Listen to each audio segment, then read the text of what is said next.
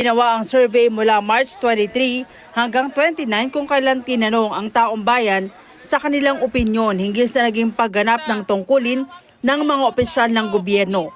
Si Duterte lang ang nakakuha ng pinakamataas na rating sa apat na pinakamatataas na opisyal ng pamahalaan.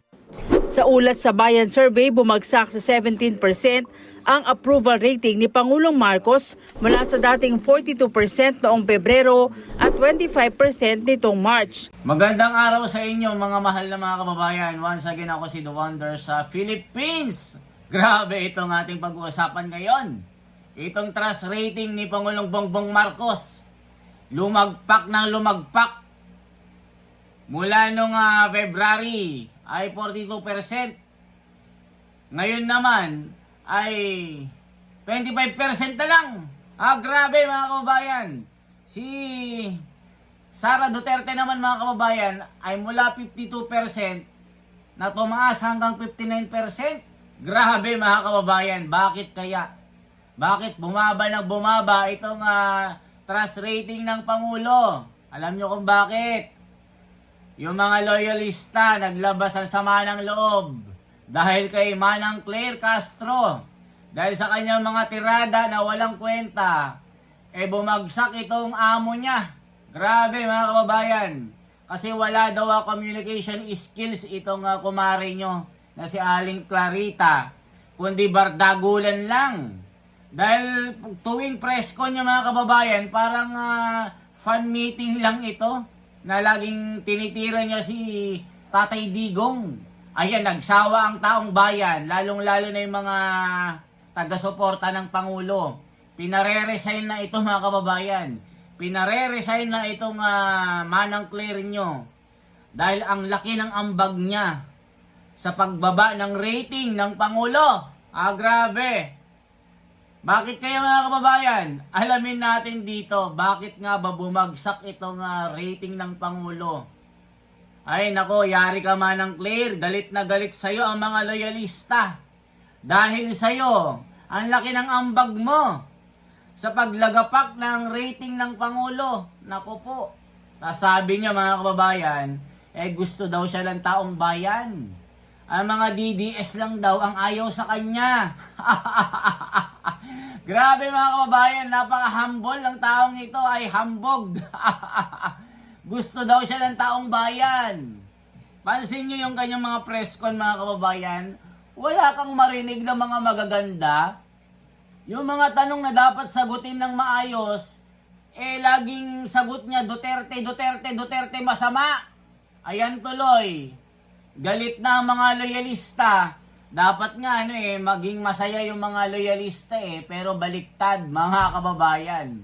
Dahil ang manang nyo na si Manang Claire, ang laki ng ambag niya sa paglagapak ng rating ng Pangulo. Ay nako po, eto na mga kababayan, hindi ko napapatagalin pa ito. Kakaawa ngayon ang Pangulo mga kababayan. Sinusuka na po ng taong bayan. Dahil sa mga nangyari. Ay nako po mga kababayan.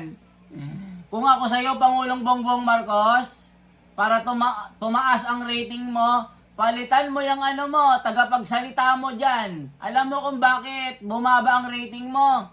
Dahil dyan sa Manang Claire na yan. Sa totoo lang yan, galit na ang loyalista. Galit na ang mga taga-suporta mo, Pangulong Bongbong Marcos. Palitan mo na yan. Kasi habang nandyan, baka yung 25% mo maging 5% na lang. Mula 42%, lumagapak hanggang 25%. Baka itong Mayo, maging 2% na lang yan. Pag yung tagapagsalita mo dyan, hindi mo papalitan.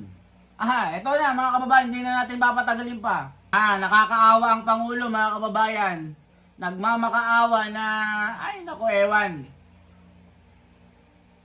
Bumaba ang approval rating ni Pangulong Ferdinand Marcos Jr. at iba pang mataas na opisyal.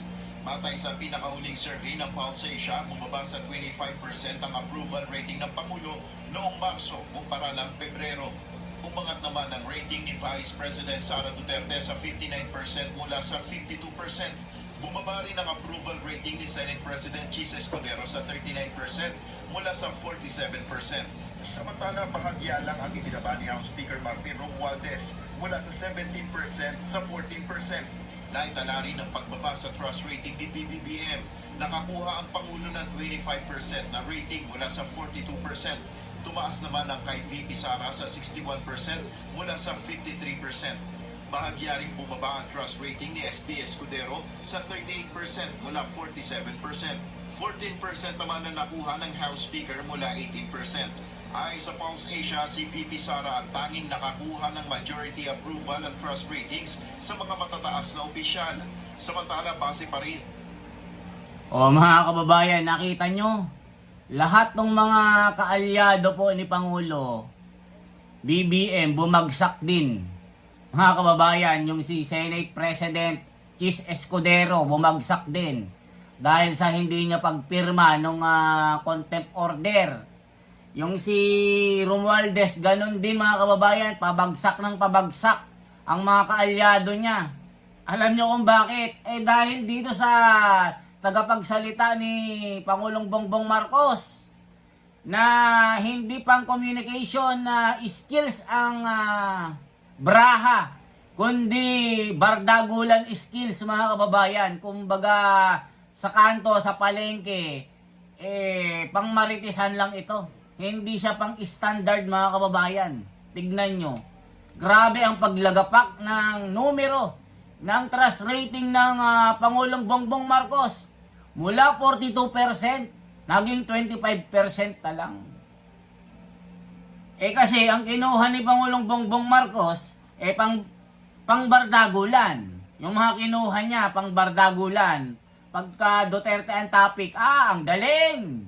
Ang galing niyang mangtirada. O yan, ang laki ng ambag mo, Manang Claire. Pabagsak ng pabagsak ang rating ng Pangulo dahil sa'yo.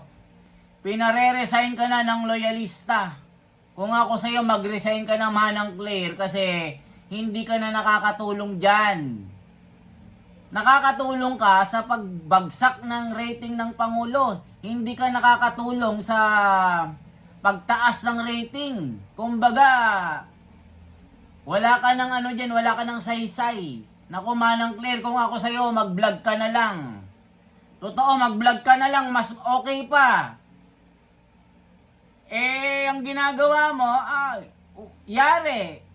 Imbes makatulong ka, hinila mo pababa ang Pangulo. Kaya yung mga loyalista na mga taga-suporta ng Pangulong Bongbong Marcos, galit na sa'yo. Mag-resign ka na daw. Tignan mo mga kababayan, tapos sasabihin niya, gusto daw siya ng taong bayan.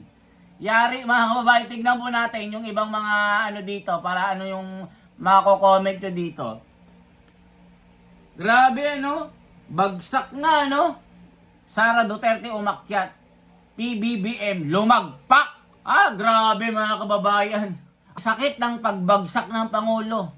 Dahil sa tagapagsalita niya, siya yung humila dito. Yan. Sa iba pang balita, bumulusok sa 17% ang trust at approval rating ni Pangulong Bongbong Marcos sa pinakahuling Pulse Asia survey. Ako, 17 na lang pala. Sa political analyst, malaki ang naging epekto kay PBBM ng ginawa pong pagpapaaresto kay dating Pangulong Duterte na sinundan pa ng investigasyon ng Senado kung saan nabunyag ang mga ginawang umano'y paglabag sa mga karapatan ng dating Pangulo. Karagdagang detalye sa report ni Mean Corvera.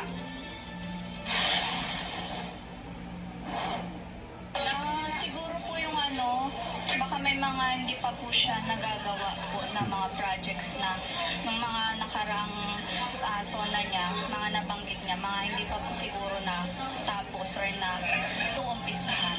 Pero sana may magkaroon tayo ng seguridad sa pagkain kasi siyempre para sa atin din naman lahat yan.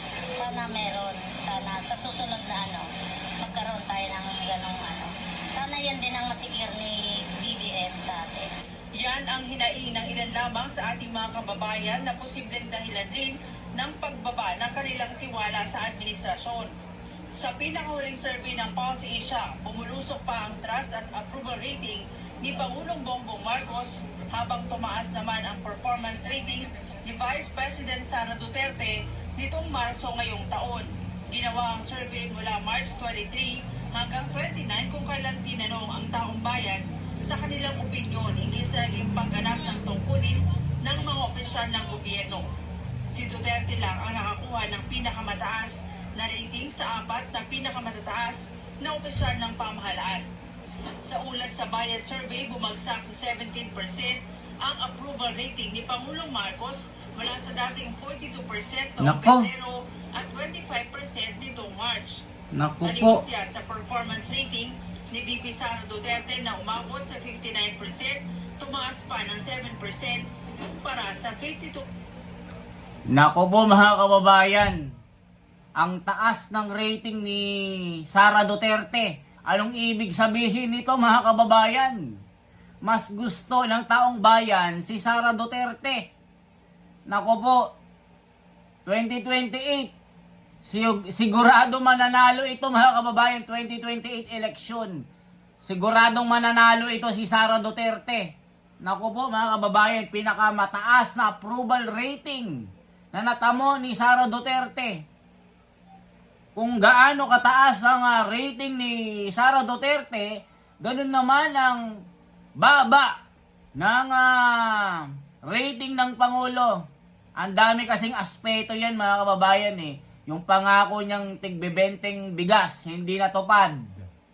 Yung mga project na mga build program, hindi na ituloy.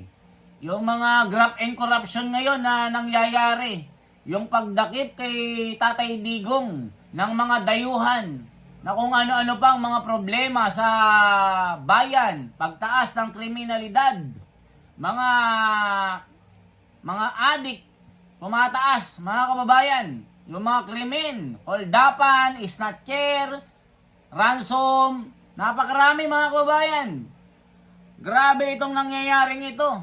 Kumuha pa ng bardagulan na Yusek, ay sayang ang ibinayad mo, Pangulo. Kung ako sa'yo, palitan ko na yan. Hindi na yan nakakatulong. Kasi habang nandyan yan, ay patuloy kayong hihilahin pababa. Yan lang po ang payo ko sa inyo, Pangulo. Para sa akin po, okay naman kayo. Okay sana. Yun nga lang, ang mga nakapaligid sa inyo, yun ang nagpapahirap sa inyo eh. Mabait naman kayo, Pangulo, pero yung mga paligid nyo, napapaligiran kayo ng mga buhaya. Grabe, mga kababayan. Tapos, hinihila pa kayo pababa ng tagapagsalita nyo na puro salitang kanto ang sinasabi. Puro bardagulan. Wala naman na itutulong sa pag-angat ng rating nyo. Tignan nyo, kung nakakatulong yan, itong tagapagsalita nyo na si Manang Claire, dapat ay tumaas ang rating nyo. Anong nangyari? Bumababa pa lalo. Bumaba ang rating nyo. Mula 42%, naging 25%, ngayon 17% na lang. Kung patuloy po na nandyan si Manang Claire, baka maging 1% na lang yan, Pangulo.